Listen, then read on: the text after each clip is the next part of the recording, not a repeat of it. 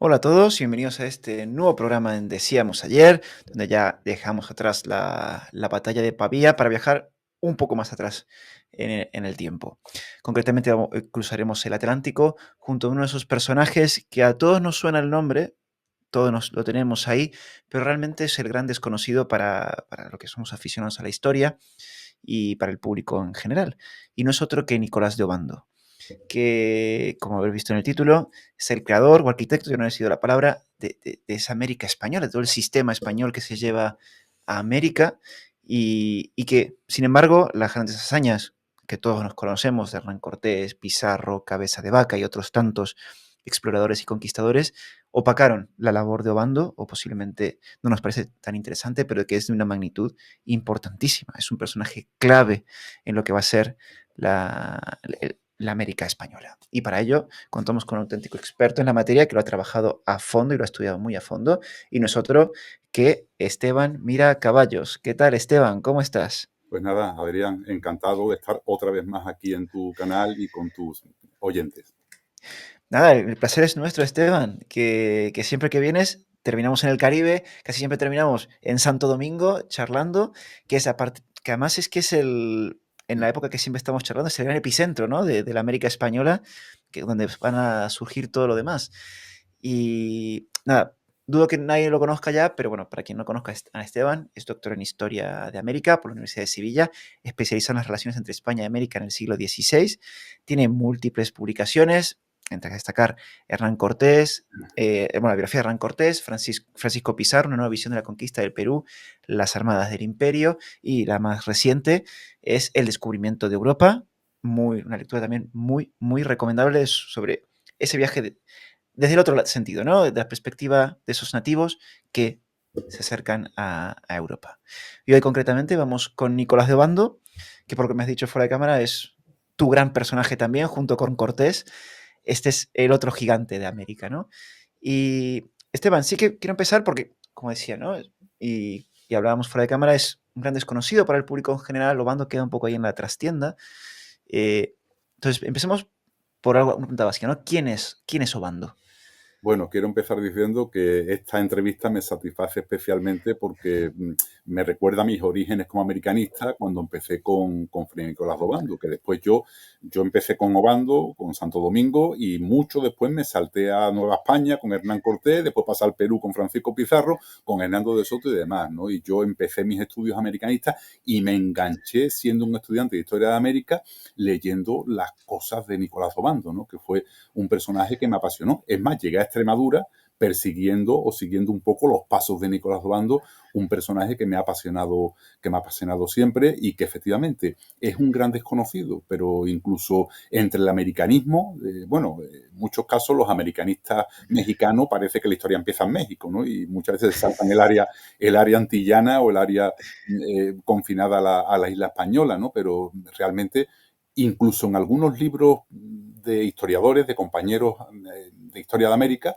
lo veo citado como Fray Nicolás Obando. Oye, y era frey, no era fraile, era fraile de una orden militar, no era un fraile, ¿no? Bueno, pues algunos interpretan que es una errata lo de frey o cosas de los documentos antiguos y lo pasan a fray, ¿no? Él era realmente frey, ¿no? Un fraile de una orden militar, de la orden militar de Alcántara.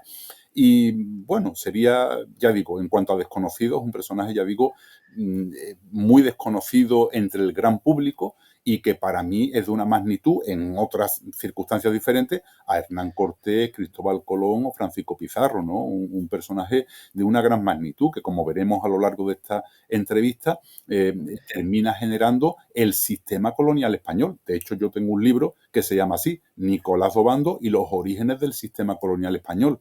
Porque, Mm. ¿qué es lo que creó Obando? Pues todo.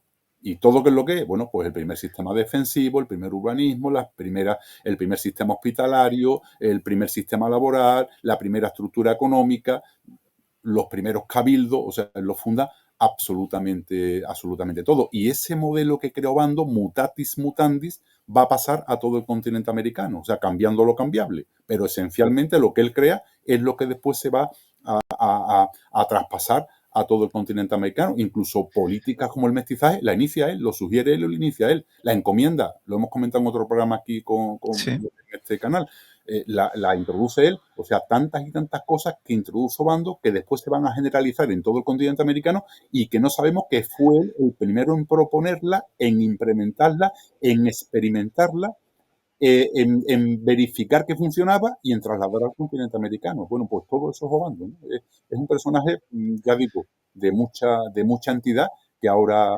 iremos desgranando, ¿no? Cada uno de sus aspectos. Ujú. Bueno, comentabas, pertenecía a la Orden de Alcántara. Esto ya habla de alguien con cierto prestigio, porque claro, no todo el mundo puede pertenecer a la Orden de Alcántara.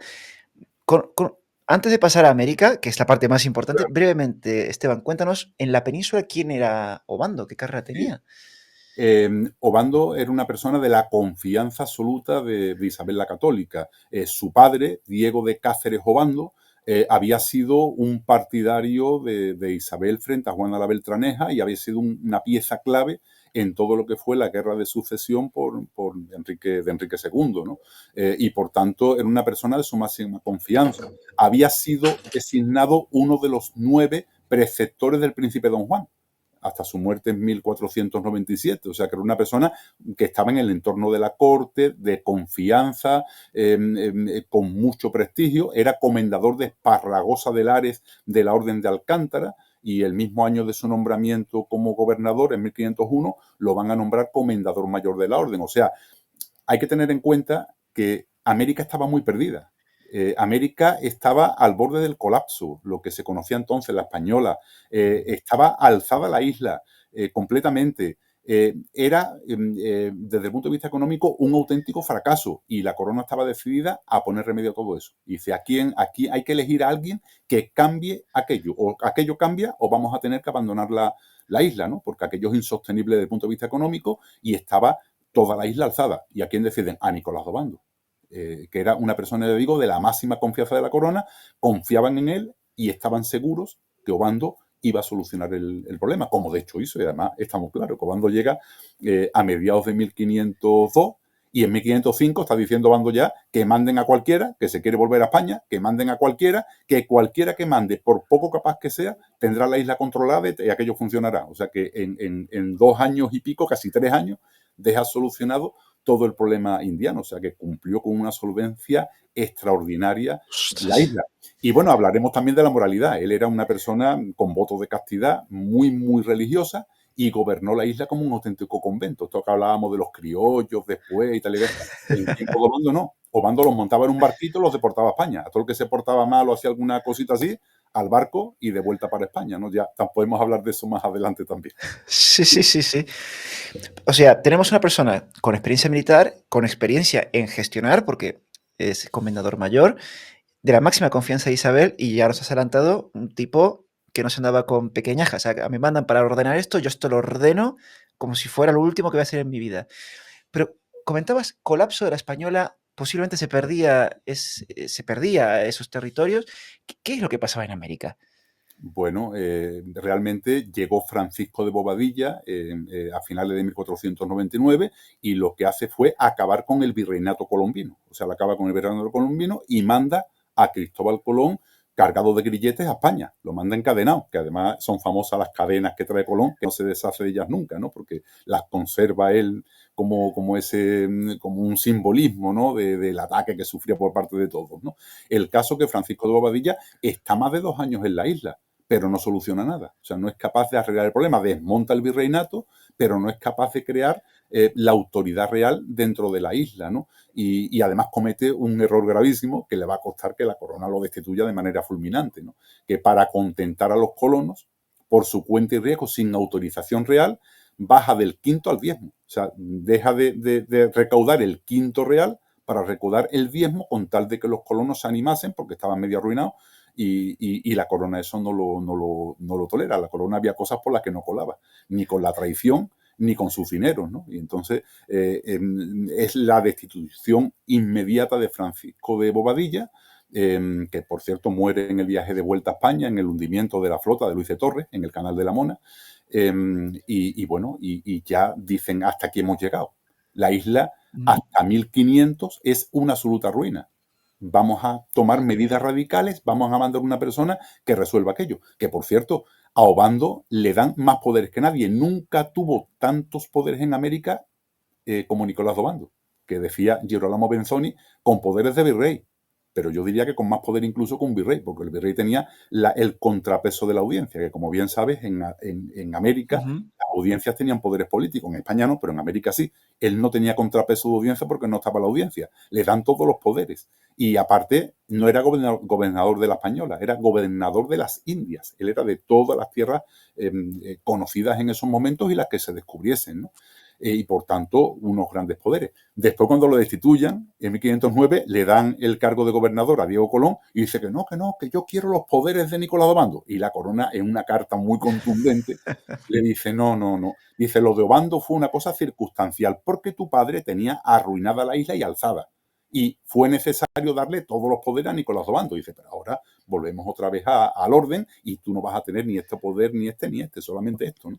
Pero hay una Pues, respuesta muy contundente de la corona al sí, propio Diego sí. Colón, diciéndole que los poderes de Obando fueron excepcionales por las circunstancias excepcionales que se vivían en la isla, que estaba toda alzada. Sí, sí, aparte, vamos, yo diría Corona, quiero los poderes de Obando, sé Obando. Mira, me ha arreglado el problema que me dejó tu padre en nada, 2 años. Que Efectivamente, ¿no? es. Sí, sí. Obando fue totalmente expeditivo, tenía unas instrucciones. Le dice, mira, tienes primero que someter a la isla a la autoridad real, que está toda alzada. Eso es lo primero que tienes que hacer. Y lo segundo, tienes que rentabilizar la colonia. Dice, porque esto es una ruina y esto no lo podemos soportar más. Y bueno, y lo tercero que le piden es que evangelice, que ese sí que no lo cumple. Pero no porque no lo quisiera cumplir, sino porque no tiene medios, ¿no? Porque después lo veremos si no, ¿no? Sí, Porque sí, sí, tenía sí. Alonso de Espinar con unos cuantos franciscanos que fundan la provincia de Santa Cruz, pero no había posibilidades de evangelizar. Obando lo que se dedica a él le dice a Espinar, mira, bueno, estaba Bartolomé de las Casas, pero entonces era encomendero, o sea, no era todavía evangelizador. Entonces, Obando le dice a Espinar, bueno, pues bautiza todo lo que pueda. Y los franciscanos, que además les gustaba eso, por esto del milenarismo, se dedican a bautizar por sistema, pero nada de evangelizar ni de cristianar, ¿no? Porque no tiene posibilidad de hacer eso. Pero lo otro lo implementa de forma radical. Ahora veremos la guerra, que es el Ujú, punto oscuro que se le suele echar a Obando, pero yo trataré ni de juzgarlo ni de justificarlo, pero trataré de explicarlo, ¿no? O sea, ujú. él actúa de manera radical y acaba con la insurrección, ¿no? Pero bueno. Claro, hablabas de, para entender bien la imagen de la española, ¿no? Tenemos este fracaso económico, hablabas, la isla está alzada. Entiendo porque aquí habrá facciones, ¿no? Más pro Colón, contra Colón, ¿no? Que estarían luchando para, imagino, tener más control sobre la isla, ¿no? ¿Por qué se alzaron por qué se alzó la isla? Bueno, cuando llega Nicolás Dobando, los alzamientos son indígenas. Realmente había habido históricamente alzamientos del partido oficial frente al partido colombinista, pero en esos momentos no eran eso el problema fundamental. Había unos 700 españoles y todavía quedaban aproximadamente unos 80.000 indígenas, ¿no? El problema es que la isla estaba alzada y los caciques se habían conjurado de echar a los españoles o matar a los españoles o morir luchando, ¿no? Y por tanto la isla estaba verdaderamente alzada. Cuando llega Nicolás Dobando a la isla, en el mismo momento en el que llega, que aparte se desata una epidemia y una hambruna, tiene que luchar con una insurrección que hay en Higüey, en el cacicajo de Higüey. Y poco después se levanta el de Jaragua. Pero es que estos cacicajos no eran cualquier cosa. Santo Domingo estaba en el cacicajo de Higüey. Higüey era el que abastecía a Santo Domingo de bastimentos, ¿no? De cazabes fundamentalmente, y Jaragua de algodón. O sea que los dos cacicazgos que abastecían a los españoles de productos primarios se habían alzado. Entonces, bueno, pues la situación era verdaderamente complicada. No olvidemos que había 80.000 indígenas, con todos los caciques conjurados para acabar con los españoles. Y había unos 700 españoles con capacidad de empuñar un arma. O sea que la Ujú. situación era Sí. verdaderamente complicada, ¿no? Y Nicolás Obando toma la decisión de ir personalmente a la guerra de Higüey, porque se da cuenta, manda algún caudillo, algún capitán, ve que no, y tiene que ir personalmente, ¿no? Y toma medidas drásticas, ahora si quieres las comentamos, que ha Ahora, sido muy criticada, ¿no? Que se supone, siempre se dice que es la parte oscura de Nicolás Obando, pero bueno, ahora lo comentaremos. claro. Bueno, ya hablaba de 700 españoles, 80.000 indígenas, y ya se me venía a la cabeza ya Cortés en México. Los números no son los mismos, pero, ostras, con 700 españoles contra 80.000 indígenas, con problemas de abastecimiento, tampoco es fácil. Y Yo siempre digo, hay que ponerse en la piel de esta gente, ¿eh?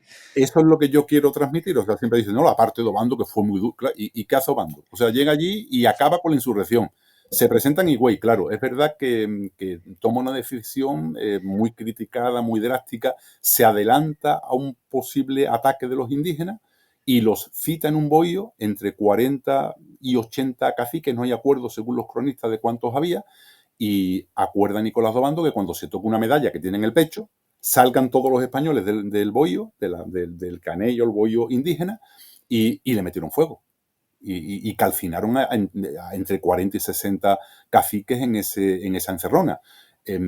Claro, tú me dices, una traición, bueno, pues sí, pues traicionó a los indígenas, fue una atrocidad, yo que me considero pacifista y todo lo que tú quieras, pero analicémoslo en el contexto de la época. Él tiene que someter aquello. Y primero, a efectos de eficacia, fue súper eficaz. Descabezó a toda la élite indígena, descabezó a todos los caciques que encabezaban la insurrección, los descabezó. Se pacificó la isla para siempre, para siempre. O sea, después, a Sí, sí, partir de sí. 1519, se va a alzar Enriquillo. El alzamiento de Enriquillo en el Bauruco en 1519, eso fue una huida. Los españoles no temían a Enriquillo. Enriquillo se fue con 40 personas y se fue al monte. Pero realmente no temían los españoles nada de Enriquillo, ¿no? O sea, la isla no se vuelve a alzar más, con lo cual, y bueno, se salva Anacaona, que la salvan, y después se la lleva a Santo Domingo, que esto también es otra de las cosas, y la ejecuta en la plaza pública de Santo Domingo públicamente, con un castigo ejemplarizante de tantos y tantos que hubo a lo largo y ancho del continente americano. Pero yo digo, fríamente, a nivel de eficacia militar, Sí, no, total. Y incluso, voy un poco más allá, a nivel de ahorros de vidas humanas, probablemente también. Si eso no pasa con los caciques indígenas, mueren más gente, seguro, con total seguridad. seguro, seguro. Por Sí, sí, tanto, sí. te quiero decir, no pretendo justificar Obando, lo trato de explicar en el contexto de aquella época, 80.000 indígenas en pie de armas queriendo echar a los españoles, 700 españoles, con una epidemia, con muchos españoles enfermos en Santo Domingo, desabastecidos porque los cacicazgos alzados son los que abastecían a Santo Domingo, y a todo esto Obando que dice, no, mira, no, perdí la guerra y me volví a España, oye, qué bueno fui, pasó a la historia. No, pues él hizo lo que tenía que hacer, someter aquello y acabar con la insurrección. Y acaba en un tiempo récord, ¿no? Por tanto, ya digo, que hay que verlo un poco en el contexto. Y una cosita más, ya digo, sin tratar de justificar a Obando. Obando era muy creyente, muy cristiano. Efectivamente, el cristianismo no era incompatible calcinar caciques con la salvación.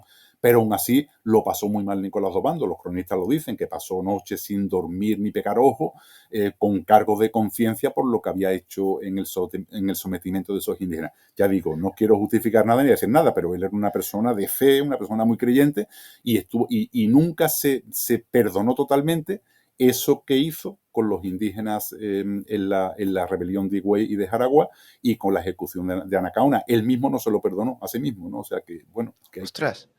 pero ya digo, hay que verlo un poco en el contexto de aquel tiempo, ¿no? Y ya digo que yo trato de explicarlo, ni juzgo a Obando, ni tampoco lo justifico, solamente lo explico. Sí, sí, no, y aparte que, vamos a ver, no son los valores de hoy en día, y como tú comentas, él iba con una misión muy concreta y lo cumplió, y lo como tú comentas, no puede ir a la guerra abierta, y si iba a la guerra abierta, mucha más gente hubiese, me refiero a batallas campales, mucha Sí, más gente hubiese muerto, la eficacia es indiscutible, desde el punto de vista más frío, es indiscutible, no efectivamente. puedes. Eso es lo que quiero decir sin tratar de justificar, ya digo, solamente de Claro, explicar, claro. bueno, que al final él hizo lo que tenía que hacer y incluso, si me apuras, como hemos comentado, minimizando bajas, ¿no? Pese a esa atrocidad de hacer la encerrona y quemar y calcinar a 60 caciques, pese a eso, minimizando bajas entre los indígenas. Y ya veremos después que él, en relación a los indígenas, hizo muchas cosas en su beneficio, ¿eh? Después, posteriormente, ¿no? Ujú.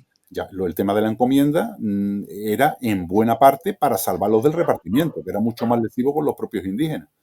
Y Sí, después veremos también que él creó una cosa totalmente desconocida por la mayor parte de los posibles oyentes, que creó el primer experimento de libertad con los indígenas. Él, que dice, vamos a coger a los indígenas más avispados que haya.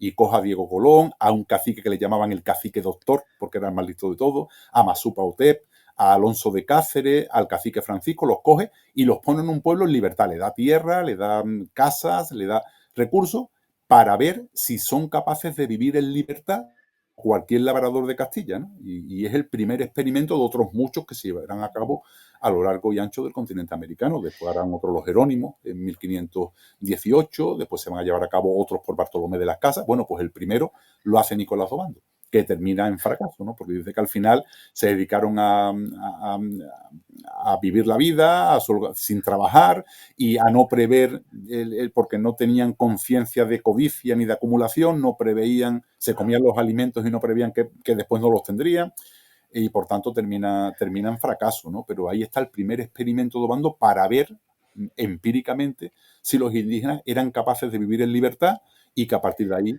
tributasen a los españoles, ¿no?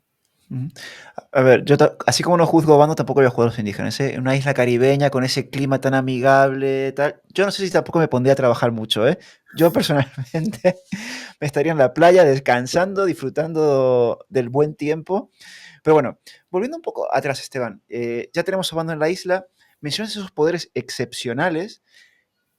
¿Cómo es recibido Obando por parte de los españoles con esos poderes excepcionales?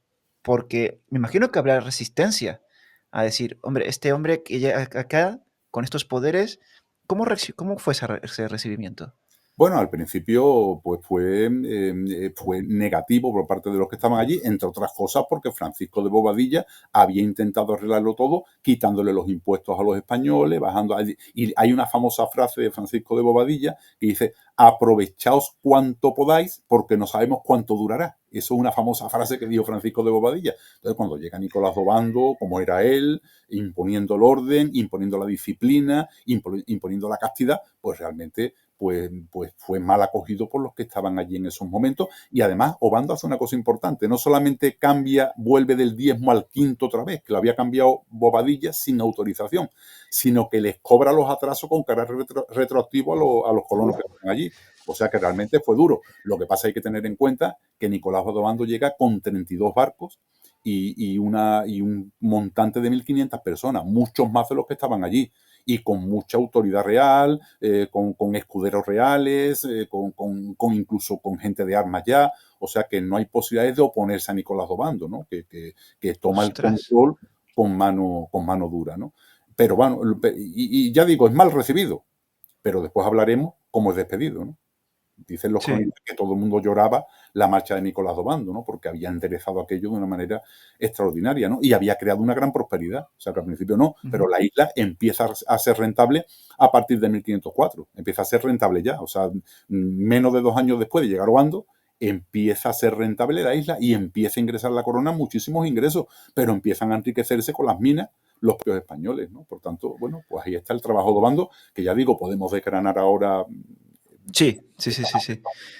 Sí, y perdona que insiste en este. O sea, hablabas de 32 naves, 2.500 personas. O sea, acá entendemos que la corona, decimos, si con esto no lo arreglamos, esto no es imposible.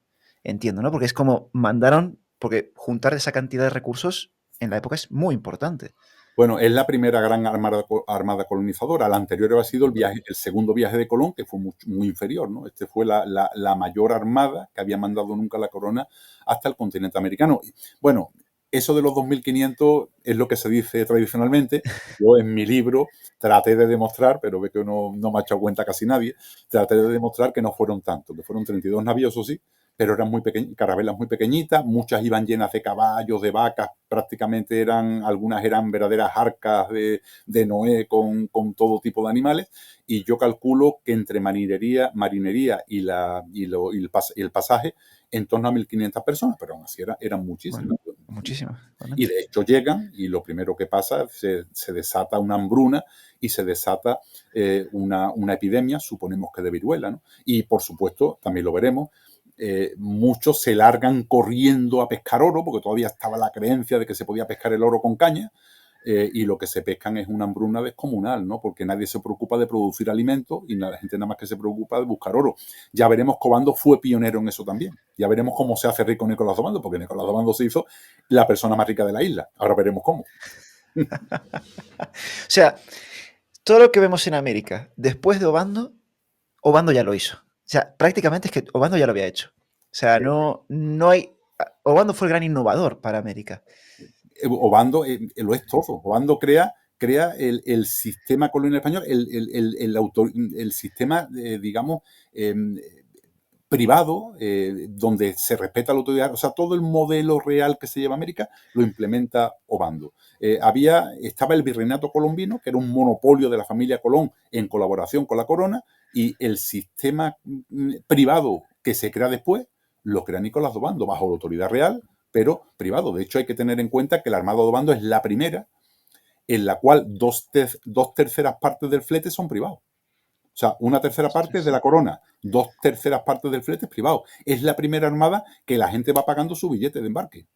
Personas Sí, sí, privadas que van sí. allí, porque antes era un monopolio colombino, que es parte del fracaso de Colón. Que Colón decía, no, allí hay mucha riqueza y mucho oro, tal y cual. Pero después cuando llegan allí, aunque hubiera oro, era para él.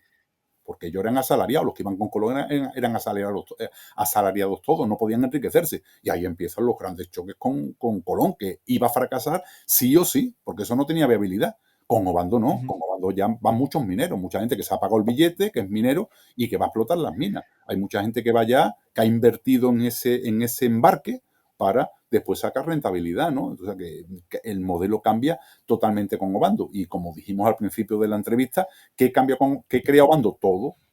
Los mexicanos se me dicen, no, el Hospital de Jesús, el primer hospital de América. Se lo dije a Nacho Cano en una ocasión que dijo en público que el Hospital de Jesús fue el primer hospital de América. Le mira, Nacho, fue el primer hospital de México, ni siquiera de la América continental, pero de México sí. Pero hombre, Nicolás Obando crea el primer sistema hospitalario en la española mucho antes. Y, sí, sí, sí, sí. y tampoco Bando crea el primer hospital, porque el primer hospital estuvo en la Isabela con Cristóbal Colón, pero bueno, o sea que me refiero que los españoles cuando poblaban una villa ponían, aunque sea un hospicio, para que se pudieran refugiar los que estaban enfermos, ¿no? Ujú. Ya digo, el primer sistema hospitalario que hay en la española lo crea Nicolás Obando, con ese famoso hospital de San Nicolás de Bari, ¿no? Que crea Nicolás Obando a partir de 1503. Ujú. Bueno, tenemos el contexto, Bando consigue de una forma tremendamente eficaz el tema de parar esa rebelión, llega con esta gente, hay hambruna, hay problemas por todos lados, ciertas resistencias.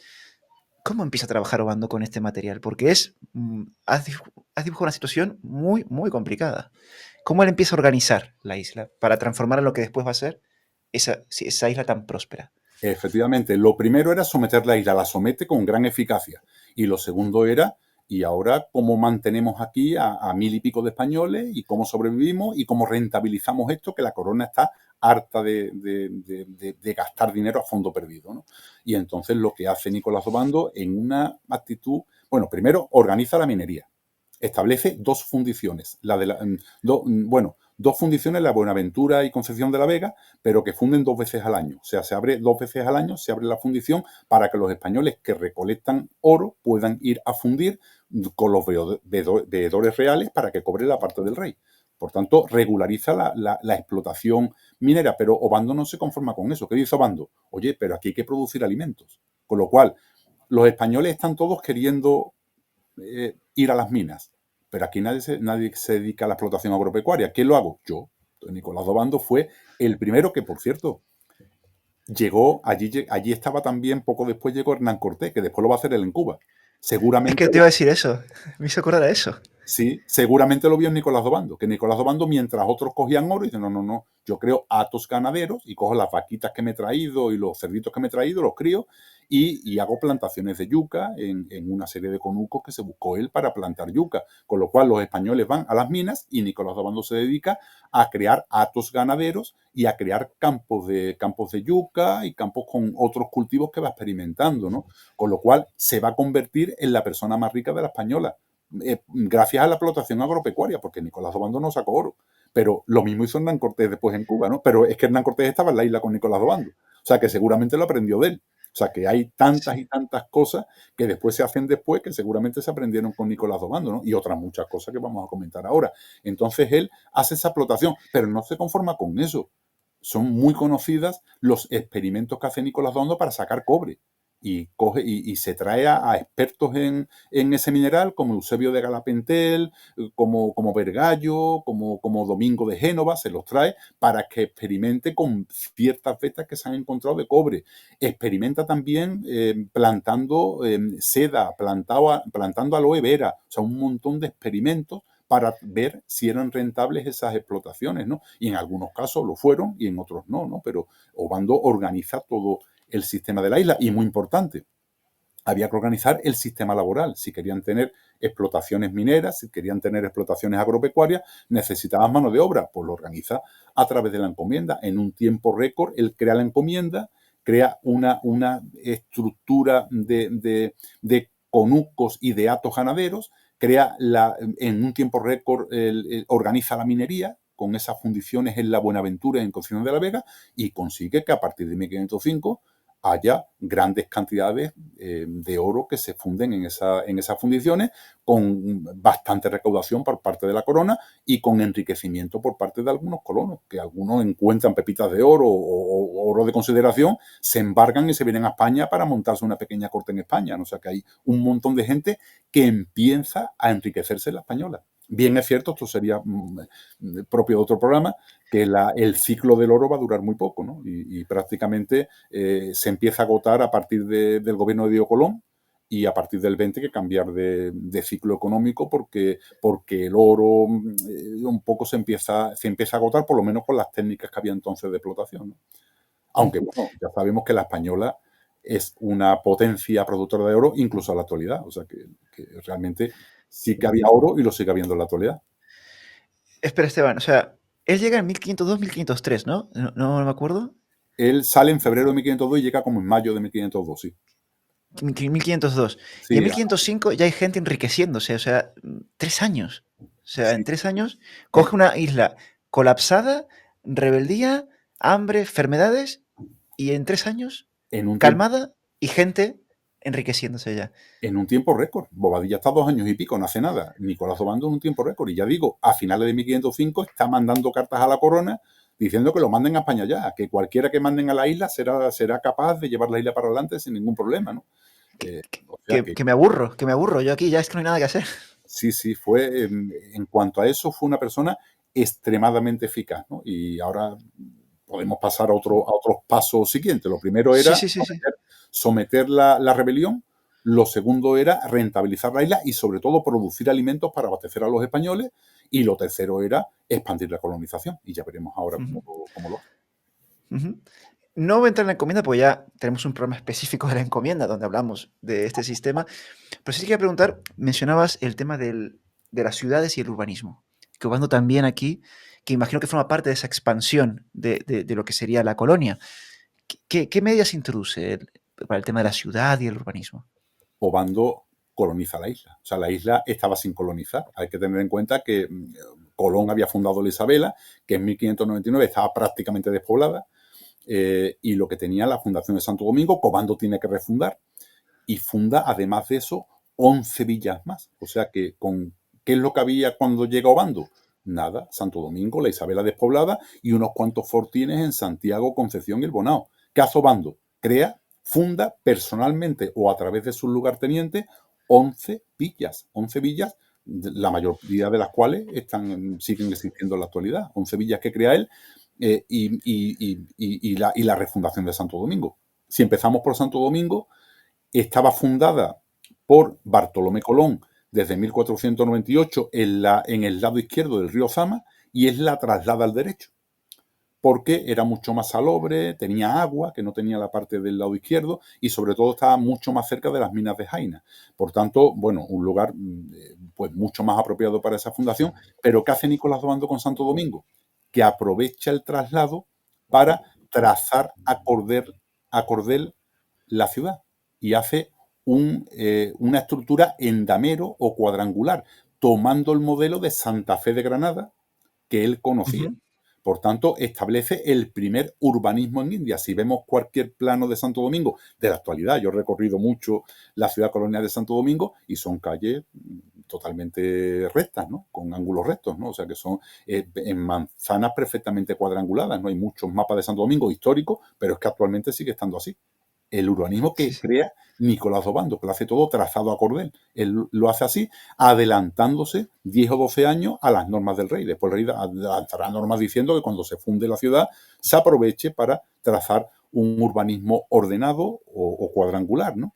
Pero eso lo hace Obando por su cuenta y riesgo a partir de la refundación de Santo Domingo en junio de 1502. Está ordenando de manera planificada Santo Domingo, un urbanismo totalmente moderno. Y, por cierto, le introduce una cosa totalmente pionera, un sistema de alcantarillado, que todavía los restos de ese primitivo alcantarillado de Obando está por allí por Santo Domingo. O sea, verdaderamente sorprendente, ¿no? El urbanismo que establece Nicolás Obando. Pero claro, eso no le parece suficiente a él. Y dice, no, vamos a crear villas por toda la isla, ¿no? Y funda, pues, bueno, pues desde Azua, San Juan de la Maguana, Salvatierra de la Sabana, Puerto Plata, Santiago, todo eso lo funda Nicolás de Obando, y no se conforma con eso, no solamente funda, crea cabildos, ¿no? Dice, vamos a crear un cabildo en cada ciudad, que por cierto establece los primeros cabildos en la isla, y además con una particularidad, hace que los regidores y los alcaldes sean cadañeros.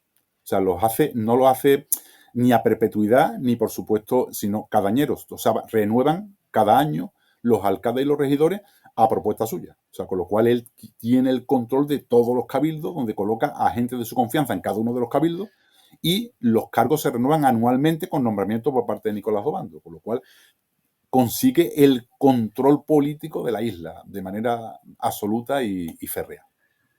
Y que aparte son cosas que después se ven en la América continental, porque hablabas de ese urbanismo a cordel en Damero, que es el urbanismo que encontramos en América.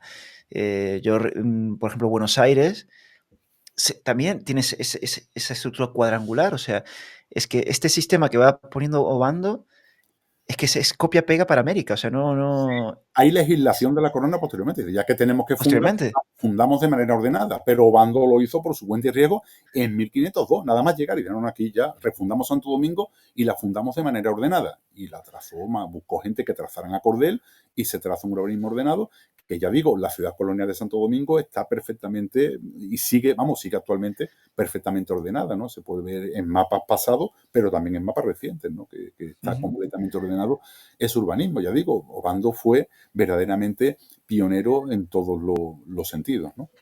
Claro, porque aparte el sistema de alcantarillado por el tema de la salud pública, también importantísimo. O sea, él ya es como que va dos, tres pasos en una partida de ajedrez, va como seis, siete jugadas por delante de lo poco que estuvo ahí. Sí, sí, él se adelanta a todo, ¿no? Y crea también un sistema defensivo, crea fortaleza Sí. en puntos estratégicos, crea la fortaleza de Lozama, que todavía se conserva en Santo Domingo, preciosa la fortaleza que crea Nicolás Obando, que construye entre 1502 y 1508. Bueno, que es verdad que son fortalezas, bueno, relativamente débiles, me refiero a un enemigo externo, ¿no? Pero como se decía en aquel momento, en los primeros años pareció imposible pasar corsarios a estos mares, ¿no? Por tanto, las fortalezas que crea Nicolás Obando, que son bastante pequeñitas, de dimensiones bastante reducidas, están pensadas para una posible o una hipotética insurrección interna, ¿no? Insurrección indígena, ¿no? Pensado un poco para eso, ¿no? Pero bueno, ya digo, y bueno, y no hemos dicho que él crea una estructura defensiva, pero también se empeña en que en las villas y ciudades que él crea se construían casas de piedra, porque la Isabela ardió en más de una ocasión y dice, no, aquí vamos a construir casas de piedra.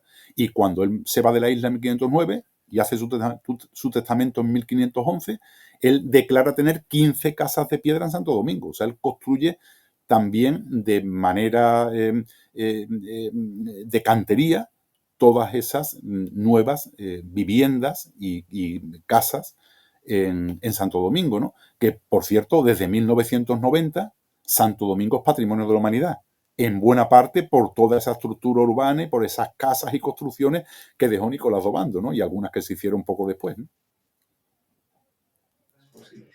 Eh, que decía que, voy a parafrasear esto, que creo que dijo Augusto, ¿no? Que recibe una Roma en madera y devuelve una Roma en mármol, o algo así. Cuando dice, recibe unas indias en madera y unas indias en piedra, prácticamente. Sí, sí, bueno, él, ya digo, él verdaderamente en muy poco tiempo, en un tiempo récord, revoluciona todo en Santo Domingo, ¿no? Y después, bueno, también eso, no solamente la moralidad con la que lleva la isla, ¿no? Donde todo se hace de acuerdo a una moralidad estricta que llevaba Nicolás Obando, y él se dedica a embarcar para América a todo aquel que es un poco conflictivo, que tiene temas de amores extraños, lo embarca en un navío y lo manda para España. Son famosas las deportaciones que hizo Nicolás Dobando. Y no hemos hablado tampoco de lo que hace él en cuanto a la expansión del imperio, ¿no? Él manda a Juan Ponce de León a explorar Puerto Rico, manda a Juan de Esquivel a explorar Jamaica y también a Gonzalo de Ocampo a circunvalar toda la isla, ¿no? En 1505, y además en 1505, muy tempranamente, manda a Gonzalo de Ocampo que circunvale toda la isla española para asegurarse de que es una isla y los límites que tiene, ¿no? Y la extensión que tiene la isla, ¿no? Por tanto, él está un poco en todo, ¿no? No solamente controla la isla, sino que incluso la inicia él, la expansión a otras islas del entorno, de las cuales él también era gobernador, porque era gobernador de las Indias, salvo lo concedido previamente a Diego de Nicuesa, Alonso de Ojeda, ¿no? Todo lo demás formaba parte de su jurisdicción como gobernador de las Indias. O sea, este hombre no dormía, Esteban. O sea, mandaba gente a explorar, organizaba esto, tenía su propia explotación agropecuaria para alimentar la isla.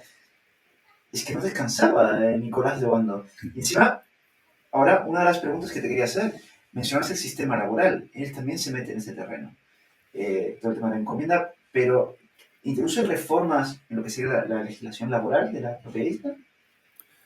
Bueno, él establece todo el sistema laboral indígena y dice, no, vamos a regular todo esto, lo hace a través de la encomienda, pero dice, tiene que haber una demora, la demora son el tiempo en los cuales los indios descansaban, si se cobran tributos, vamos a moderar los tributos, o sea, lo organiza todo lo que es el sistema laboral, que era fundamental, porque tú podías tener muchos hatos ganaderos y podías tener muchos conucos de cazabe, pero si no tenías gente que te lo explotara, pues no podías hacer absolutamente nada, ¿no? Él somete la isla, somete a los indígenas y le establece un sistema laboral compatible, que ellos puedan trabajar en la isla y trata de mejorar las condiciones laborales de esos indígenas.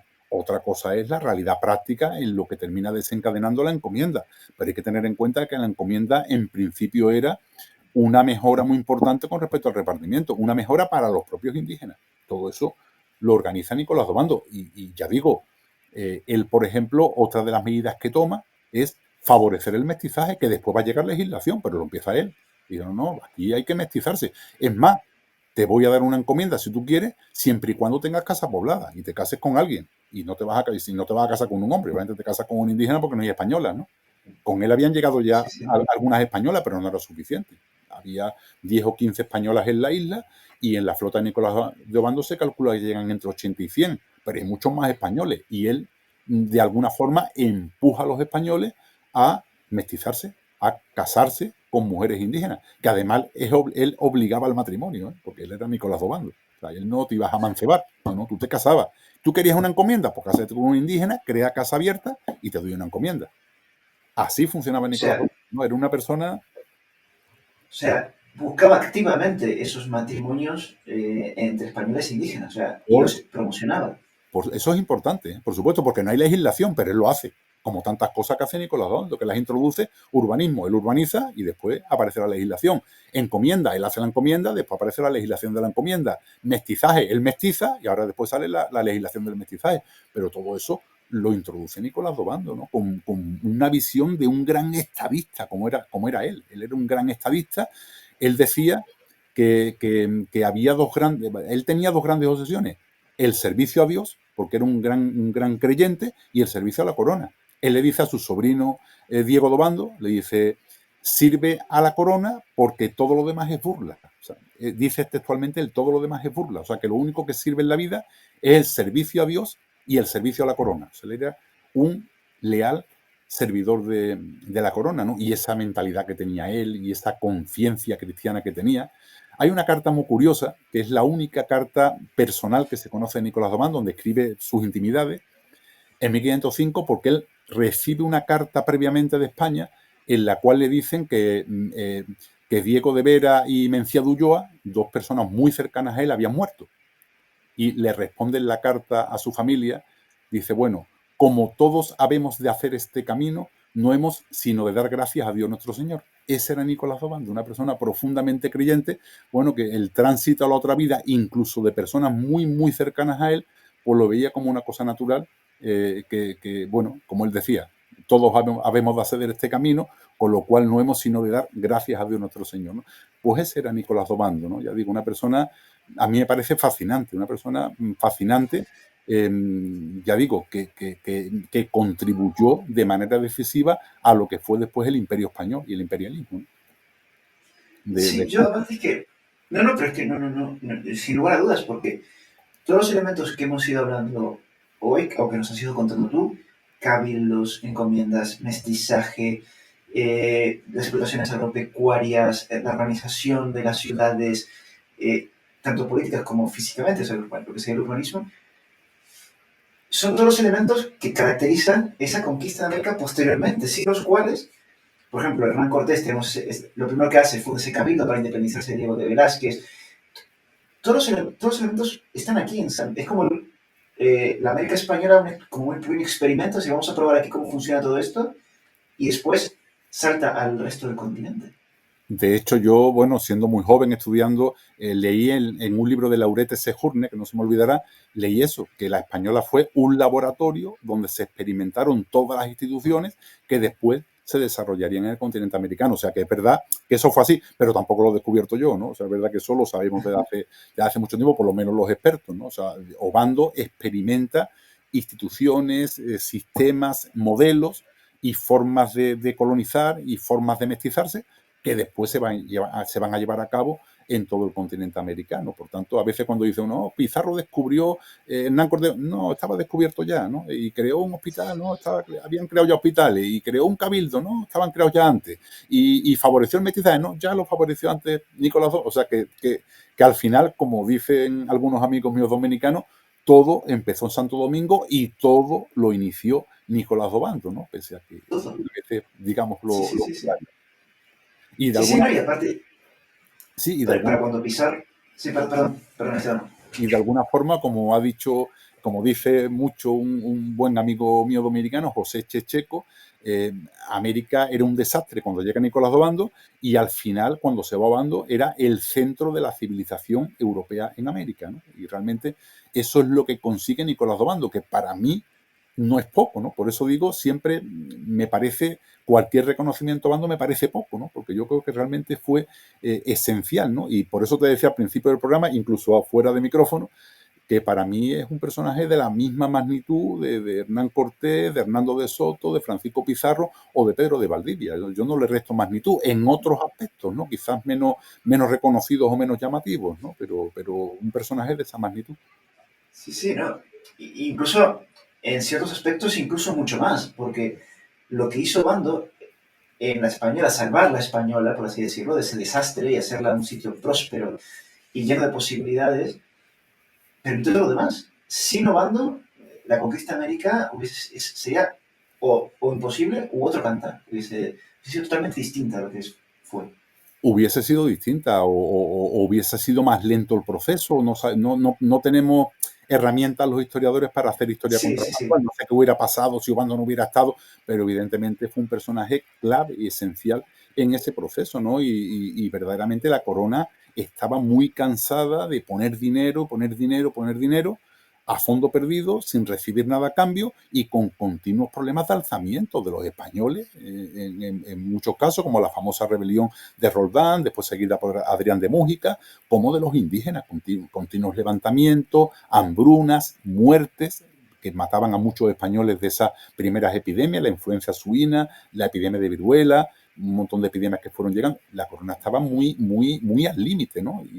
Y tomó esa medida drástica de mandar a Obando y le salió la cosa bien. Oye, que Obando fue muy radical, muy drástico, pues puede ser. ¿Y qué hace si no? ¿Y qué otra cosa puede hacer Obando? Le decía, no, mire, he perdido la guerra y me voy y va a pasar la historia como muy bueno. No, pues Obando, que era un servidor real, cumplió las instrucciones que llevaba de gobierno y las cumplió a rajatabla, todas ellas Sí, sí, sí, sí. consolidando la colonización española en el continente americano. Y ese es el mérito de Nicolás Obando, que lo que era una colonización fracasada, consiguió construir una colonización viable y exitosa. Hombre, tan exitosa. Pues, claro que también, otra cosa que no mencionamos, pero todos los personajes clave, o que ya no suenan más, ha mencionado Ponce de León, Hernán Cortés, imagino que Pizarro, todos pasaron por aquí y habrán visto lo que hizo Obando. Todos pasaron por ahí. Todos pasaron por la isla, efectivamente. O sea, en la isla estaban todos los que después hicieron grandes cosas. Diego Velázquez, que era la mano derecha de Nicolás Obando y que después coloniza Cuba. Estaba Hernán Cortés, estaba Francisco Pizarro, estaba Bartolomé de las Casas como encomendero, que en 1506 se coge y se larga, se va a España, se hace sacerdote y después se hará años después dominico, ¿no? O sea, pero todo eso lo está viviendo allí en la Española, o sea, todos los grandes personajes que después salen a todo el continente americano, todos están con Nicolás Obando allí, ¿no? Y evidentemente visualizando y viendo lo que está haciendo Obando, cómo hace la guerra Obando, cómo coloniza Obando, cómo funda cabildos Obando, o sea, viendo un poco lo que hace él, ¿no? Y de alguna forma todo eso se va a irradiar al resto del continente, primero con la legislación que se hace, porque se dan cuenta que lo que ha hecho Obando bien está, y de hecho lo va confirmando toda la corona legalmente, y en segundo lugar porque todos los que después se reparten por el continente americano habían estado con Nicolás Obando en la isla, ¿no? Bajo sus órdenes. Ostras. Entonces, ya por ir llegando al final, que te surgen más preguntas, ¿no? Para entrar en más detalles sobre Obando, pero has mencionado, ¿no? Llegan, dicen, no lo quieren Obando, que viene acá, pero cuando se va, tampoco quieren que se vaya. Bueno, eso dicen los cronistas, ¿no? Fernández de Oviedo lo dice claramente, que la gente lloraba por las calles viendo que se iba Nicolás Obando, ¿no? Esa al final terminó siendo una persona muy querida. Y hay una cosa importante, que después se van a crear grandes partidos políticos. Primero los hubo con Colón. Con Nicolás Obando consigue, digamos, que todos los españoles vayan de alguna forma a una, porque no había alternativa. Él es el que mandaba, el que tenía el control, y no había grandes divisiones políticas en tiempo de Obando. Se van a generar con Diego Colón. Ahora, cuando se vaya él y llegue Diego Colón, primero, la economía minera empieza a declinar y, en segundo lugar, empieza a haber unos conflictos otra vez impresionantes entre el partido colombino, que lidera Diego Colón, y el partido oficialista, que lidera Miguel de Pasamonte, y después se van a sumar a la propia audiencia, ¿no? Lucas Vázquez de Ayllón, Marcelo de Villalobos y bueno, pues los tres jueces de apelación de la isla, ¿no? Por tanto, después va a haber grandes facciones políticas que van a tener grandes enfrentamientos.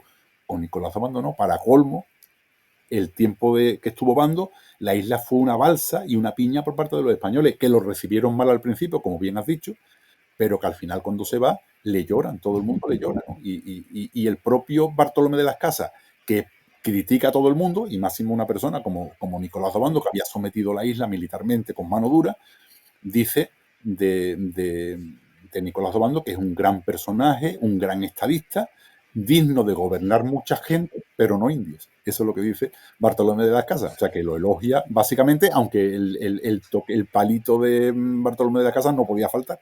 Digno de gobernar mucha gente, pero no indios, ¿no? Dice Bartolomé de las Casas, ¿no? Pero ya digo, en general, una persona que sería recordada durante muchos años. Incluso se planteó después volverlo a mandar de nuevo a la isla, pero como bien sabemos murió en 1511, ¿no? Pero incluso hay alguna carta por ahí pidiendo, algún movimiento hubo, pensando en tratar de devolver a Obando otra vez a la isla cuando se empieza a ver que el gobierno de Diego Colón no va todo lo bien que debiera ir, ¿no? Pero bueno, Ostras. muere. No, es que ya me... Sí, Sí. sí, me estaba acordando que, si es, que empezamos con esas facciones otra vez, enfrentadas. Yo ya me estaba imaginando a personas de cierta edad que vivieron bajo Obando diciendo, es que en tiempos de Obando se vivía mejor. Esto no, traigan otra vez a Obando, porque en tiempos de Obando se vivía bien, no como ahora con este día de Colón. Pues una cosa así, realmente ya digo, una persona que fue querida y valorada y por supuesto un gran servidor real y un fiel creyente, ¿no? Y esos son los elementos que caracterizan a Nicolás Obando, incorruptible por supuesto y después con una moralidad exagerada, ¿no? Que además no solamente la ostentaba él no le verás un amante ni una no sé cuál, él no era así, pero no solamente lo hacía él, sino que los propios cronistas dicen que gobernaba la isla como si fuera un convento, como si fuera un convento alcantarino, de la orden alcantarina, por tanto, con una moralidad totalmente perfecta, ¿no? Y al que se salió un poco del tiesto, lo embarcaba para América y lo deportaba rumbo a España, ¿no? Por tanto, bueno, yo creo que fue, a mi juicio, un gobernante ejemplar y, sobre todo, ejemplar y muy, muy eficaz, que cumplió las instrucciones que llevaba de la corona línea a línea, punto a punto, ¿no? Bueno, no se le puede pedir más a Nicolás Obando, ¿no? Que hubo, digamos, ¿cómo diría yo? Daños colaterales, por supuesto, esto es innegable, ¿no? Evidentemente que hubo daños colaterales. Primer daño colateral, los indígenas perdieron toda esperanza de librarse de los españoles. Bueno, claro, es así, una de dos. O ganan los indígenas o ganan los españoles. Oye, ganaron los españoles. ¿Hubo perdedores? Claro que hubo perdedores. Los indígenas perdieron toda esperanza de recuperar su antigua libertad. Eso por supuesto.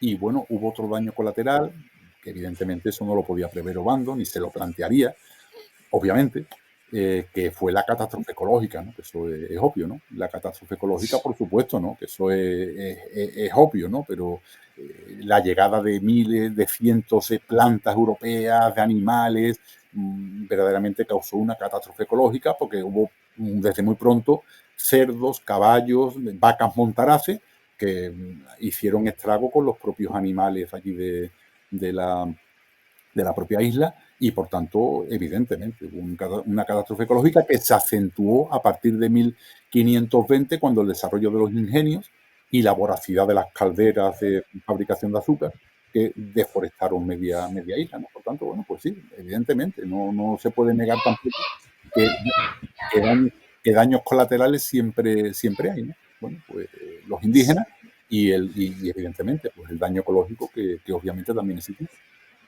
Claro, es como pedir responsabilidad a Obando o a cualquiera de los españoles por, no, es que también trajeron los virus. Es que no se sabe. En esa Es época no absurdo, se ¿no? Pero sabía. bueno, es Es absurdo absurdo. lo que no significa que yo como historiador no pueda señalarlo, ¿no? No es una crítica, Claro, no, sí, sí, claro, por supuesto, sí, sí, sí.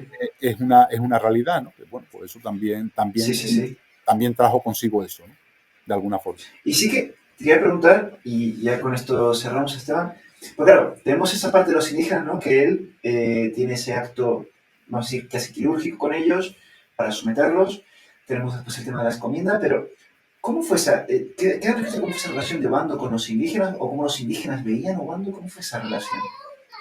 Bueno, después realmente no hubo una mala relación. Obando fue radical y duro en el proceso de sometimiento de los indígenas, pero después el que favoreció el mestizaje, pues no parece, no se ajusta a lo que sería un genocida, que no, él pretende mestizarse con la población.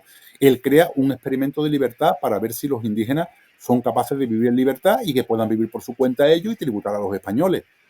Lo intenta, o sea, él toma medidas muy importantes con respecto a eso. La encomienda, él lo hace como un acto de caridad. Dice, no, aquí repartir indios como si fueran esclavos, no.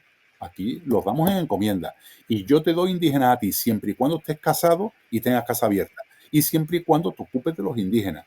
Le des un trato justo, lo vistas, los alimentes y les permitas sus demoras, sus tiempos de descanso en sus tierras, ¿no? Y vamos a poner visitadores para que controlen que tú haces eso efectivamente. Por tanto, yo creo que que siempre se dice, no, Obando fue muy buen gobernante, pero muy mal con los indígenas. Yo no lo comparto. Yo creo que fue radical en el sometimiento de la isla, pero después en el trato con los indígenas, yo creo que hizo grandes cosas, ¿no? Hizo grandes cosas en favor de esos indígenas. Y si Obando permanece en la isla, no ocurren los excesos que ocurrieron con la encomienda con posterioridad, porque él se encargaba de que la gente se comportara adecuadamente con los naturales, ¿no? Y el propio hecho de favorecer el mestizaje que indica, bueno, que está, y además yo creo que es una idea que dice bastante de Nicolás Obando, ¿no? Una persona tan tradicional, tan creyente, tan recta, que él mismo favoreciera el mestizaje, ¿no? Yo creo y antes de que se legislara, Claro, yo creo que es importante. Y sí, digamos, sí, como pincelada de su personalidad, de la personalidad que era Nicolás Obando. sí, sí, sí, no, totalmente, porque, claro, también es una, no, no sabría decirlo, ¿no? Es que claro, es muy fiesta en la mente de él, porque que es una persona tan tradicional, con esos valores tan férreos, ver eso es de mérito. O sea, ¿qué se habrá puesto en la cabeza? ¿Qué idea tenía él decir, para favorecer el mestizaje? Es meritorio, porque tenga en cuenta que él pertenecía a una familia linajuda. Hay que tener en cuenta el casticismo, bueno, y muchas cosas, muchos detalles de Obando. Él pertenecía a una familia aristocrática, una familia de la nobleza cacereña, y por tanto él podía tener un poco esa idea de, oye, de la pureza de sangre, no, el mestizaje.